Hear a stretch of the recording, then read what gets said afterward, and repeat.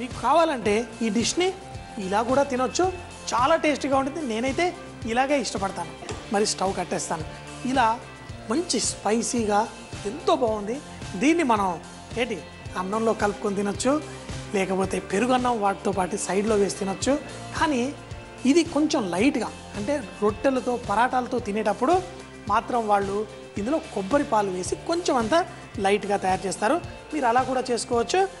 రొట్టెలతో తినేటైతే మనం ఇందులో కొబ్బరి పాలు కొంచెం అంత వేసేసి స్టవ్ కట్టేసి అప్పుడు దీన్ని కలిపేసి చక్కగా వడ్డించుకుంటే మంచి టేస్ట్ రొట్టెలతోటి చాలా బాగుంటుంది. పూరీలతో కూడా తినొచ్చు, కానీ కొంచెం ఘాటు ఎక్కువ ఉంటే పూరీలతో అంత సెట్ కాదు. ఈ డిష్ రెడీ అయిపోయింది. ఒక్క 2 నిమిషాల తర్వాత మనం దీన్ని మంచి పరాటా స్టైల్తో వడ్డించుకుందాం. ఇందులో కావాలంటే మనం కొంచెం కొత్తిమీర కూడా వేసుకుంటే బ్రహ్మాండంగా ఉంటుంది. మన డిష్ రెడీగా ఉంది. వేడి వేడిగా ఈ పల్లీలు, మన గుమ్మడికాయ కూర రెడీ. ఆహా, ఇక్కడ పరాటా అని చెప్పాను కదా మీకు, ఇది వరకు మైదా పిండితోటి కూడా ఇలా లచ్చా పరాటాలా కూడా మనం చేసుకోవచ్చు అని చెప్పాను కదా. అయితే ఈ పరాటాలని కొంచెం చేసిన తర్వాత చేతితోటి ఇలా కొడితే మంచిగా పర్ఫెక్ట్గా లేయర్స్గా వచ్చేస్తుంది. మరి 2 పక్కల కుక్ అయిన తర్వాత ఇలా దీన్ని ఇలా కొడతారు. కొట్టిన తర్వాత ఇలా లేయర్స్ లాగా వచ్చేస్తుంది. తినడానికి బాగుంటుంది.